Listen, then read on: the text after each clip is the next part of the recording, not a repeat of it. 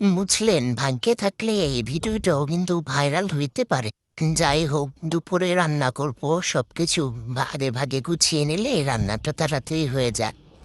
এই তো প্রথমে হচ্ছে লুচি ভাজি করে নিচ্ছি, আর সাথে তরকারি রান্না করব পাঙ্গাস মাছ দিয়ে, আর হচ্ছে আলু বেগুন দিয়ে।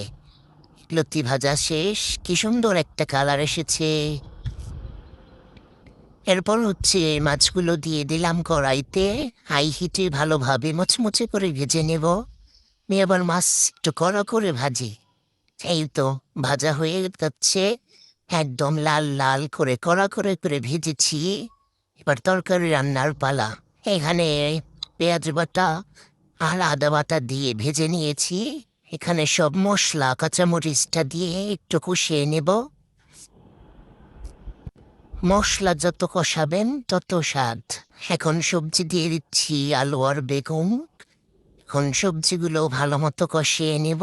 দিয়ে দিলাম ঝোলের জন্য পানি।